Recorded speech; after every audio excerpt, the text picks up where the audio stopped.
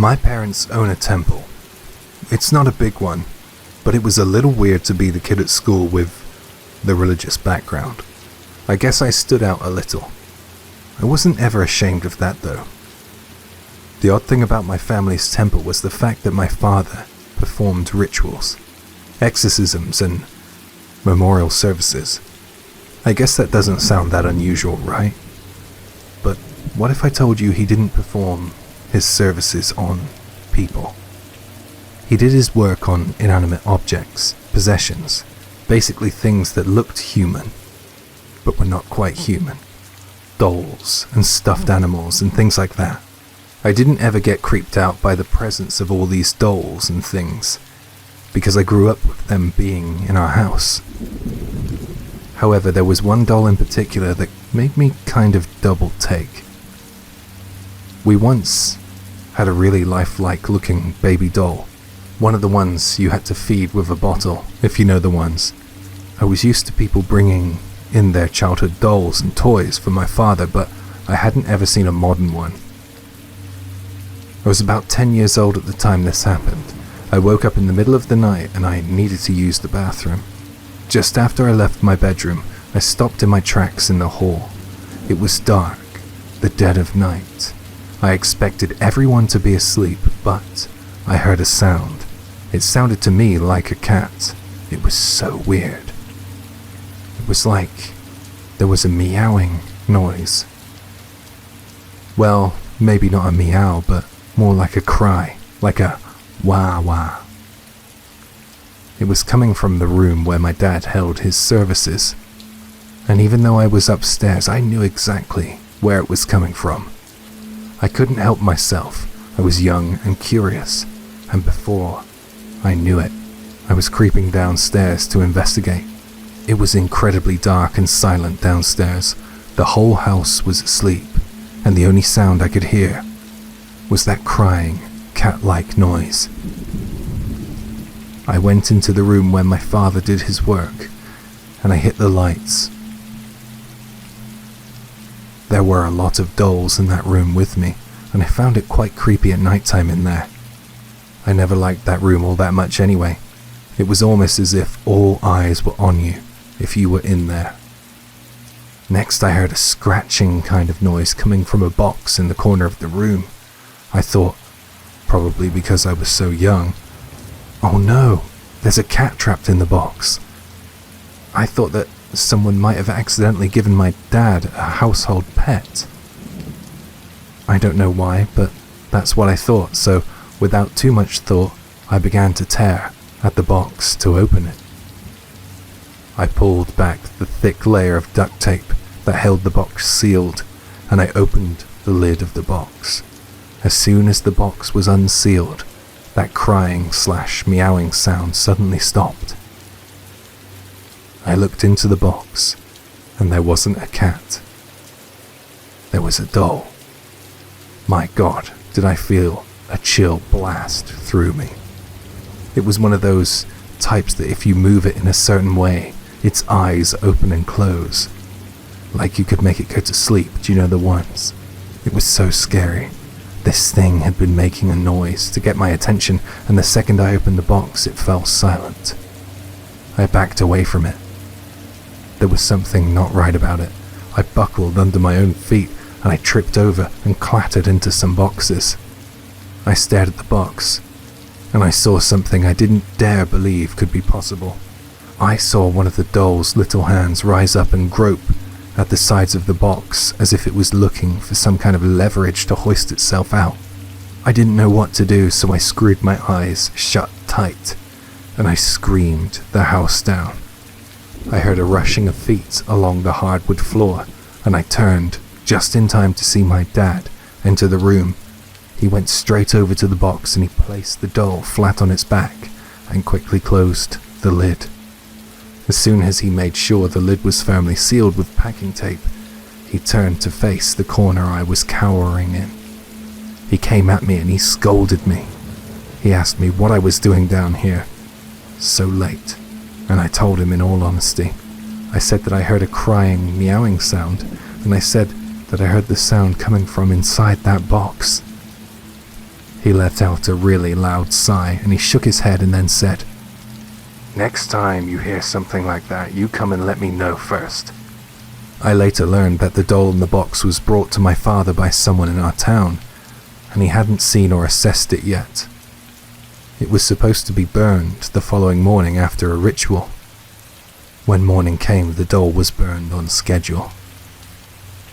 I wasn't there for that part, but my dad told me later when I was a teenager that he thought he heard some noises coming from inside the box.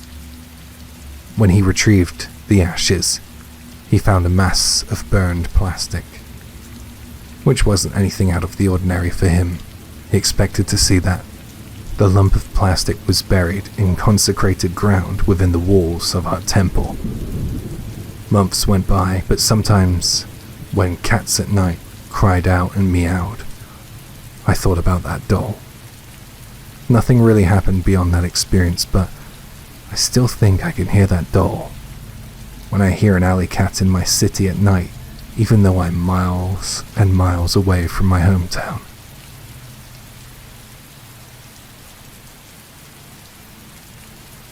Hi, Jay here. It might seem a little unrealistic, but doll cleansing and burning services do actually exist in Japan. Dolls feature fairly prominently in Japanese culture. They're often treated differently than regular toys or ornaments. Being part of the family for years, as well as an integral part of a child's upbringing, it is thought that some dolls hold memories or even souls. Therefore, disposing of them can be wrought with problems, with many people feeling incapable of simply throwing them away, even believing that there will be spiritual repercussions and consequences of some sort if they do.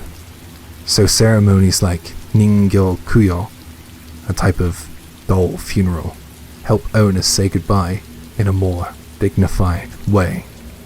Prayers will be said, the dolls will be purified, and then the shrine or temple will deal with the disposal.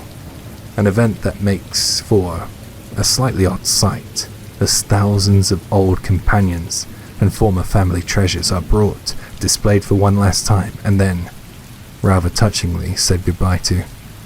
If you want to learn more about Ningyo Kuyo, please check out the link in the description. Just so you know, they have been burning dolls like that for 130 years, according to some sources. If you find that interesting, maybe you should check out the very short 1-minute clip I've left in the description box. I don't want to use it and put it in this video because it's from a news channel, but I think it's worth a watch.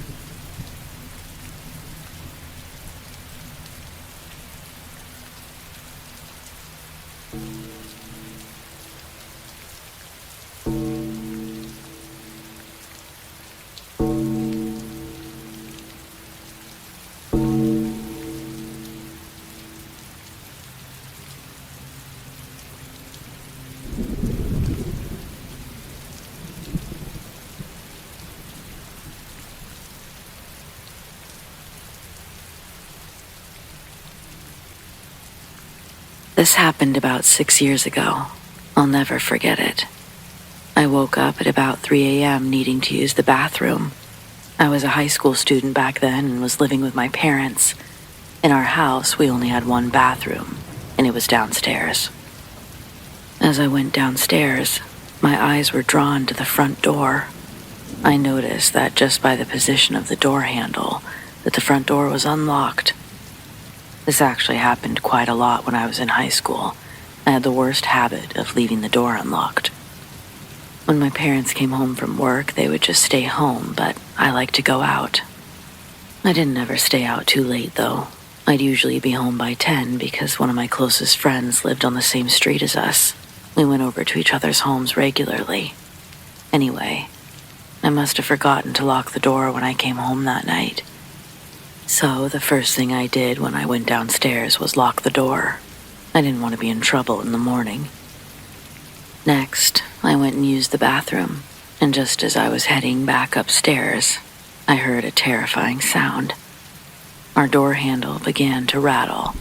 Someone was trying the door. In a house that stood in absolute silence, the sound of someone violently trying the door handle was very jarring. It jumped me out of my skin. Not really knowing what to do, I turned to face the door. I guess I wondered at the time if there was someone from my family behind that door. A family member who had just stepped out and now that I'd locked the door, couldn't get back in. Maybe someone realized that we were out of something that we would really need in the morning time. Possibly they came and went to the convenience store. These thoughts all seemed plausible to me at the time. I thought that I should probably just unlock the door before whichever family member was out there got angry at me. I turned to head back to the door, but for some reason I hesitated on picking up the key from the bowl on the table by the door. Something just didn't feel right. It was around 3 a.m., and I was sure that no one would be out that late. I decided to go upstairs quickly and see if anyone wasn't home. I slowly creaked open my parents' bedroom door and took a peek inside. I expected to see one half of the bed vacant, but it wasn't. Both of my parents were sleeping soundly in their bed. So that left me with one unanswerable question. Who was trying our front door a few moments ago?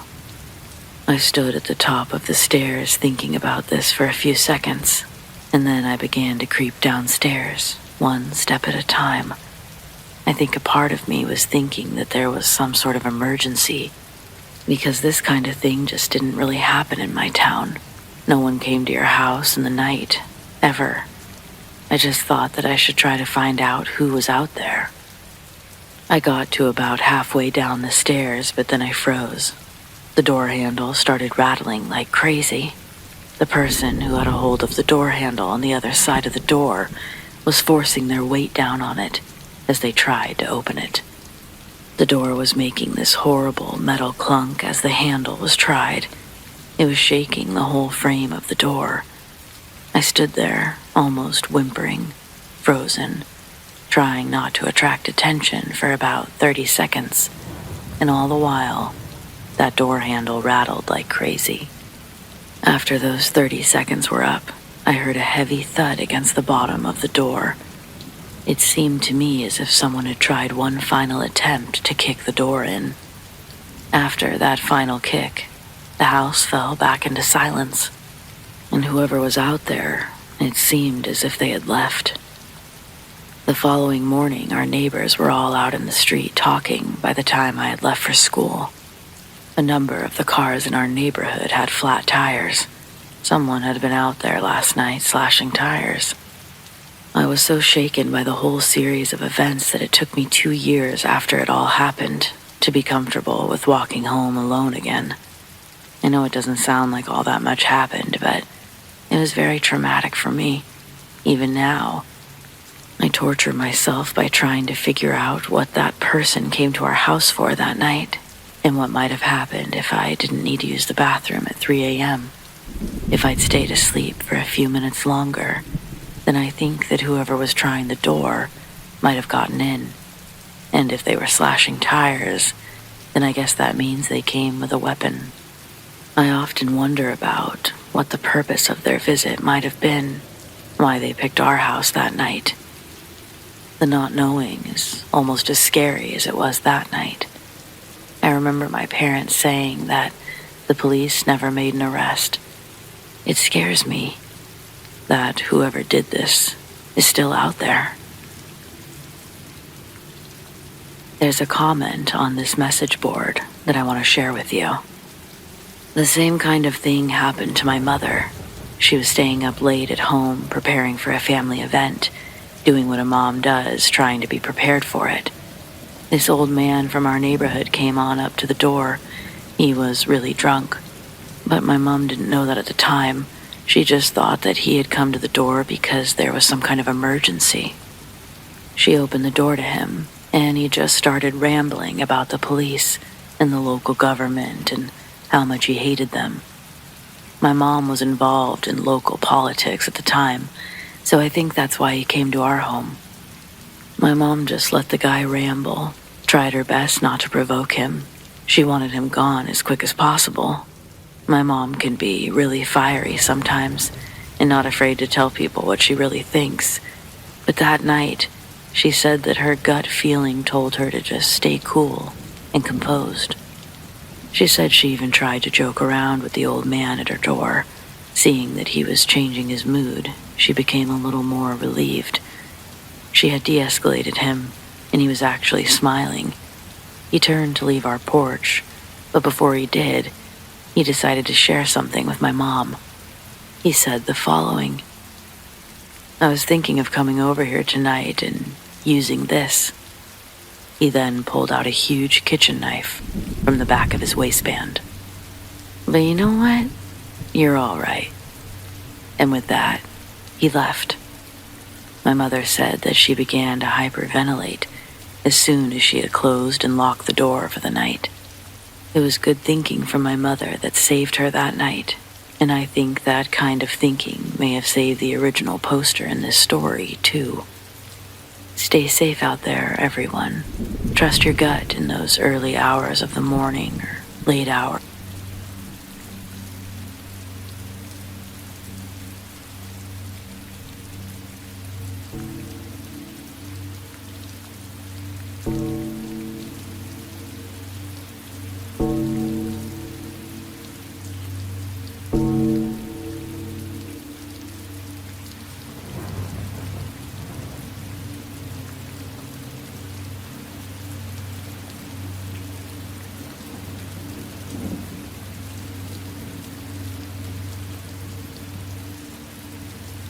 This happened when I was in kindergarten. We all used to sleep in the same room when I was young. On the night that this took place, I was sleeping in between my dad and my younger brother. For some reason, I suddenly woke up. This wasn't at all like me. Even at that age, I would usually sleep through the night. My eyes just opened and I was awake. I think that I've always been sensitive to sounds, so I think that what must have woke me up was a noise of some kind. We had a nightlight, so I could see most of the room, and I didn't see anything that I thought could have woke me up. I should have gone back to sleep, but for some reason I didn't. I was worried about my nightlight. It wasn't just a nightlight, it was a baby monitor. Despite the fact that my younger brother wasn't a baby, and I was in kindergarten, my dad still kept the baby monitor plugged in at all times. When my dad was at work, it acted as a kind of live video feed, so he could keep an eye on my brother and I. Usually that baby monitor never bothered me. I was glad it was there, but that night, I felt like something was wrong. I lay there in the quiet of the night, just cautiously listening and watching. I then heard a noise. It sounded like a radio. The sound was very low. I had to strain my ears to hear it. It was weird, but then I remembered that there was a high school student who lived above our apartment, and she often listened to the radio. My dad always got annoyed when she played it too loud at night, so I figured that this was one of those times. I turned onto my side and I tried to get back to sleep. Then, instead of the radio, I heard a piano playing. The sound of the piano was louder than the sound of the radio. I knew the high school girl's family also had a piano, so I thought she had started to play it. It was really weird. Why would she play it in the middle of the night, I wondered. I couldn't take any more of that piano. If she kept on playing it, then I thought I'd never get back to sleep. I shook my dad by his shoulder and woke him up, and I said, "Dad, the piano is too loud." He woke up, and after a while he said, "I can't hear anything. Don't worry about it." He didn't seem to care. I reluctantly went back to trying to get back to sleep, but it seemed like the sound of the piano was getting louder. I tried to wake my dad up again, but he ignored me. I looked at my brother, and he was sleeping soundly. I couldn't believe it. Just as I was starting to feel uncomfortable and a little frightened, the sounds stopped. I closed my eyes, feeling finally at peace, and then I froze when some strange sounding music started playing. A voice was singing "Tomorrow" over and over again. It was a man's voice, and he was singing it in a jaunty nursery rhyme way. It was again at a really low volume, and it was at that point that I realized that it could have been coming from the two-way intercom function of the baby monitor. I lay there, as still as possible, trying to figure out what on earth was going on. I couldn't help but go back to straining my ears to listen to the voice and the music. After a few moments, I was able to make out a few more words than just "tomorrow." The singing man sung, "Tomorrow you'll die, you'll die. Tomorrow you'll definitely die." When I understood the words that strange voice was singing, I instantly covered my ears. My whole body began to shake. It was so scary. I didn't know who this person was and why he knew that I was going to die tomorrow. If that sounds like my reaction was a little much, please bear in mind that I was in kindergarten when this happened. Before I knew what to do next, I was crying. I think at that point my father noticed or woke up. I had worked myself up so much that my father was certain that I had a fever, and that made me panic even more because I was thinking about the song that I had just heard from the baby monitor. I remember being so worked up that I couldn't even understand what my dad was saying. I could only think about how hot I was getting and what was going to happen in the morning, the start of potentially my last day on Earth with my family and my friends. That's about as much as I can remember. I know I stayed awake until the morning light rose behind the curtains though. As you might have figured out by now, I didn't die in the morning, nor the next day.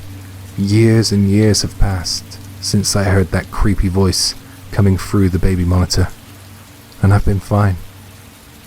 My fever went away, and I'm fairly certain that it might have been a reaction to the panic or stress I was under at the time.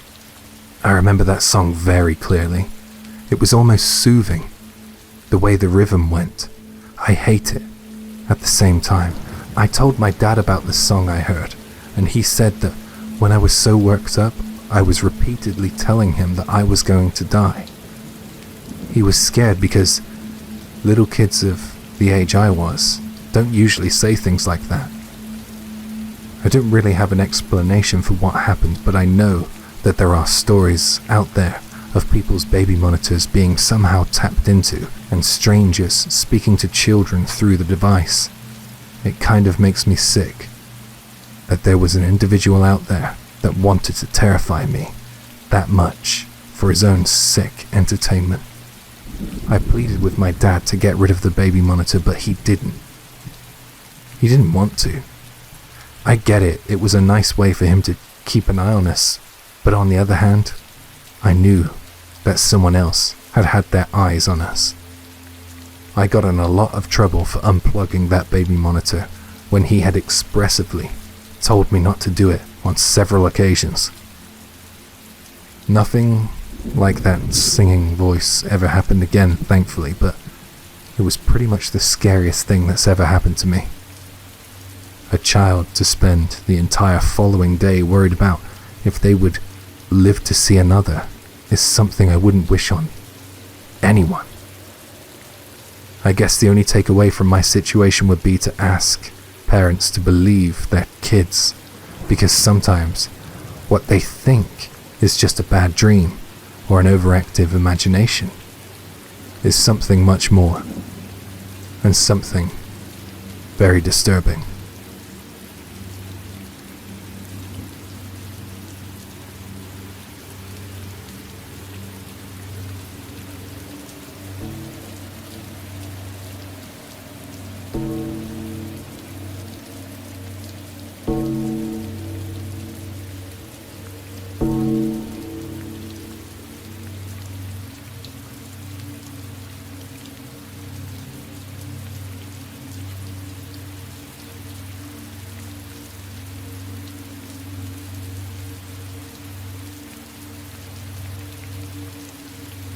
This isn't my own personal experience, but something that happened to a close friend of mine when she was living in Suginami in Tokyo. She lived in a building that was about 30 or 40 years old. The rent was cheap for Tokyo, so she didn't mind the age of the building. Let me just switch the narrative to first person at this stage, as it will flow a bit more smoothly. I was living in Tokyo alone when this happened. I didn't really ever interact with my neighbors in my new place. I don't know if it was due to the age gap between us. I was 25 and they were at least double my age. I didn't mind not speaking to them much. I liked to keep to myself. I was polite though. I used to always nod or smile at whoever I passed in the communal hallway. But I realized about 6 weeks into my life in that building that I hadn't ever met my direct neighbors. I had no idea what they looked like. But that all changed one afternoon. I had just come home from grocery shopping and a man was passing down the hall towards me. This guy stopped and was fixed on me with a kind of annoyed look, and then he said, "Do you want to stop scratching the walls at night? It's pretty hard to sleep with that noise." I literally could not understand what he was talking about. I replied to him with something along the lines of, "I'm not doing anything like that. I sleep right through the night." My neighbor shook his head quickly and said, "The next time you do that, I'll call the landlord." Then he went into his apartment and shut the door. I stood there baffled for moments with my bags of groceries, and then I headed into my place. Of course, I wasn't making any kind of scratching noise in the middle of the night. Why would anyone? I could already tell that I wouldn't be becoming best friends with that particular neighbor. The following night, I came home from work late. I was absolutely exhausted. I laid down on my bed, and before I knew it, I was asleep, fully clothed. I was in a deep sleep, but I was suddenly awoken by something. I heard a loud bang against the wall. I immediately thought about the interaction I had with my neighbor. Was he actually crazy? I hadn't been making a sound. I was incredibly irritated by being woken up. I did my best to ignore the bang and my neighbor, and I rolled on my side, trying to get back to sleep. After a few seconds, I heard this soft but present scratching sound. I guessed that he was right about something. There was a scratching sound, but it wasn't me who was making it. I guessed that it could have been a mouse or maybe even a rat. It seemed plausible for a building as old as mine. The place was practically made of wood. I figured that I would call the landlord in the morning to see if he could send in some pest control. I fell back asleep but woke up again. I sat bolt upright because I recognized the noise that had woken me up. It was my alarm clock. It was still dark out, and I could see a bright pale moon as I hadn't bothered to close the curtains before I fell asleep. I grabbed my phone to shut off my alarm. For some reason, it had gone off at 2:50 a.m. I didn't set an alarm for that time. I sink back into my bed and close my eyes, and then just before I drift off, I hear a loud bang. This time, it wasn't the neighbor. It was my bathroom door. It had just slammed itself shut. I decided to get up and investigate. I thought that I might have left the window open in there or something. I opened the door and I entered the bathroom. I saw that the window in there was closed. I stood there puzzled, trying to grasp for a logical reason why the door slammed itself shut. And then I heard something that chilled me to my very core. I heard a very faint but feminine voice say, "Here you are." I froze. It felt like my heart was going to explode. I just heard a disembodied voice in my bathroom in the dead of the night. I was absolutely petrified. I didn't dare make a move. Then, from the other room, I heard another loud bang. A few seconds ago, I wanted nothing more than to leave my bathroom, but now I wanted to hide there. I had to take action. I couldn't just stand there. While I was thinking of what I should do, I heard another frightening noise. The scratching was back, and this time, it was louder. It was horrible. It made every hair on my body stand on end, like nails on a chalkboard. I stumbled out of the bathroom and into my bedroom. I think I was just driven by some kind of adrenaline, even though I was scared beyond belief. I wanted to know what was happening. I pushed open my bedroom door, and there in the light of the moon was a shadow on the floor against the wall. The shadow looked like a bag of bones, as if it was the silhouette of someone incredibly malnourished. There was something in the apartment with me. I felt so terrified that I thought I was going to lose my mind. I watched as this shadowy bag of bones lifted one of its bony arms and its gnarled fingers to the wall. It began scratching. I couldn't take any more. I bolted. I ran out of my apartment. I didn't even bother locking the door. It seemed to me that no lock could stop that thing from coming and going as it pleased anyway. I didn't know what I had just witnessed, but I knew that I couldn't spend another night in that place again. So, she left and stayed with a good friend, and I'm that friend who shared her story here. I helped her find a new place, and she had her dad and her 2 brothers come to box up her stuff. She's doing much better now. I just had to share her story, though. I wonder what that bag of bones thing was. I have a theory, but it's just a theory. Maybe a former resident who didn't have anyone to come and check on them somehow passed on there. Maybe that scratching was them trying to get attention. Creepy.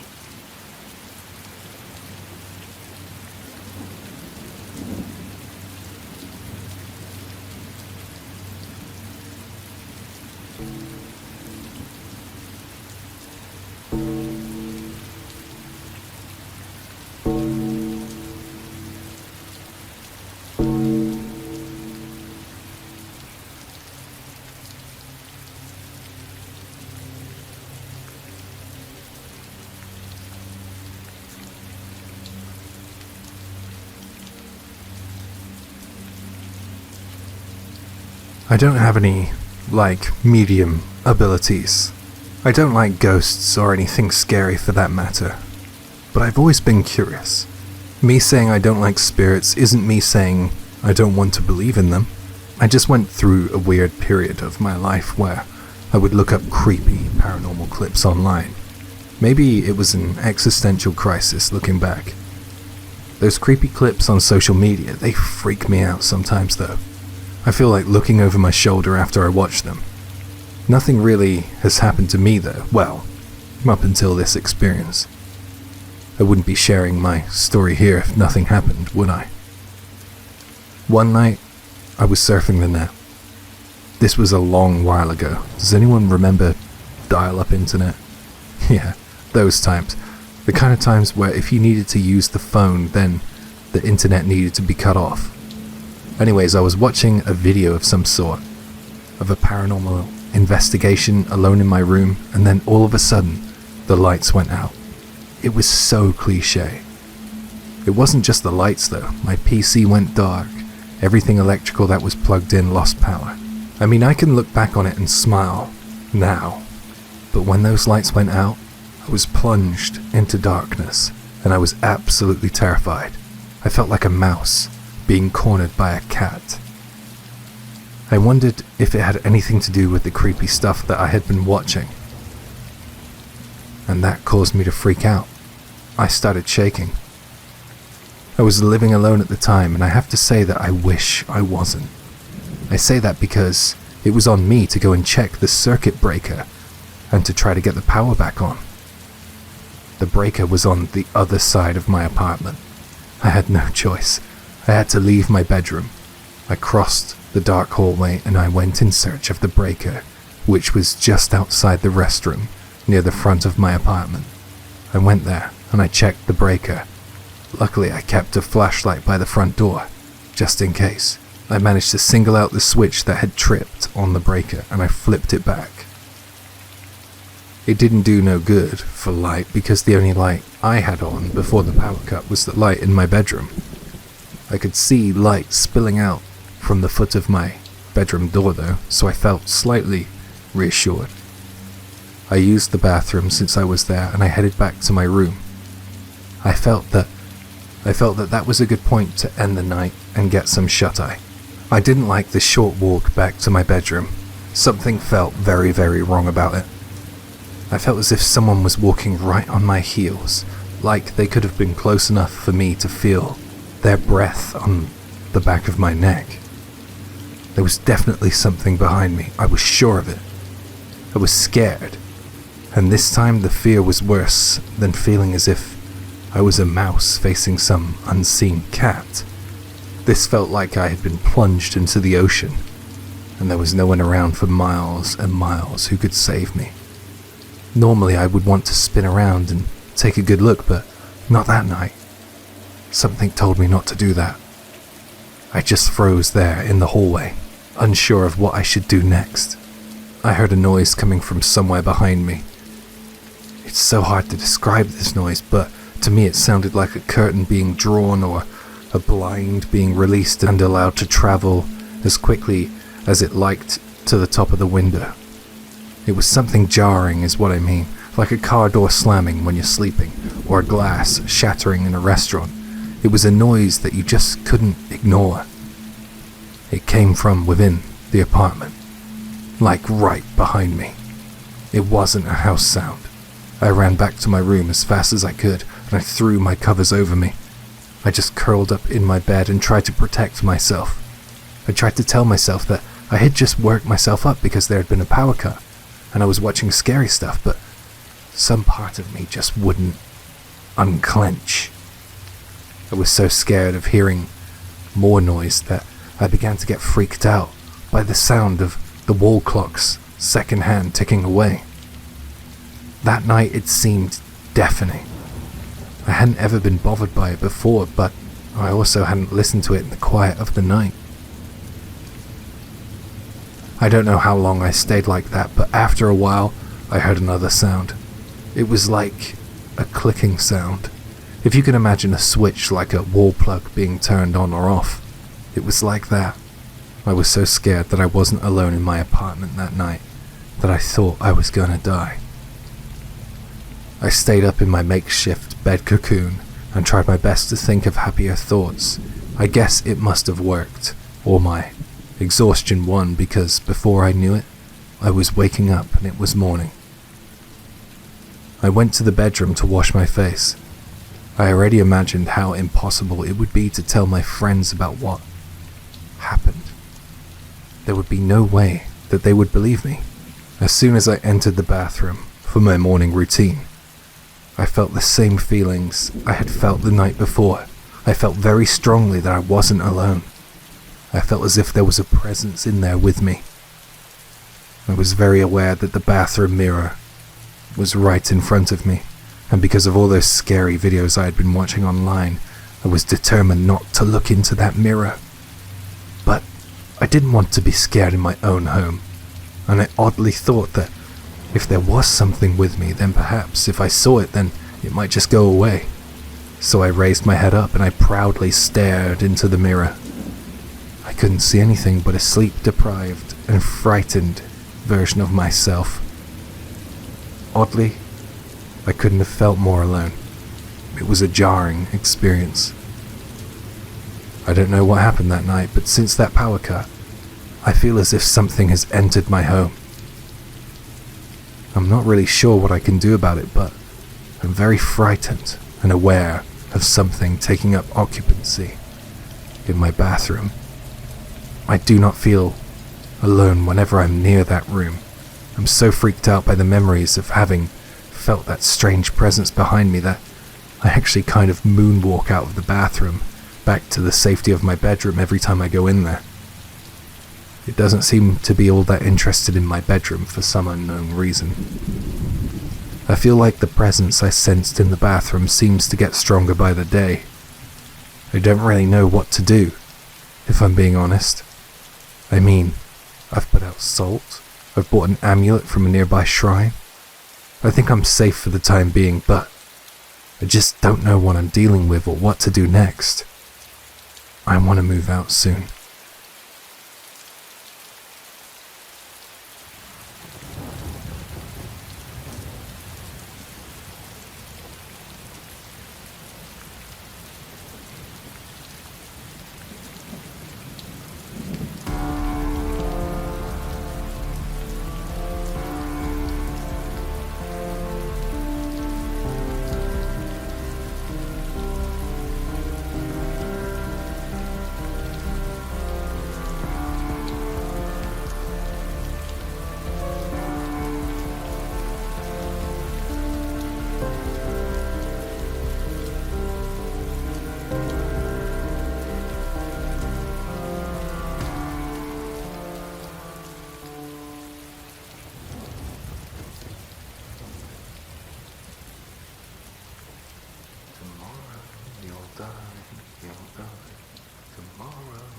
definitely does.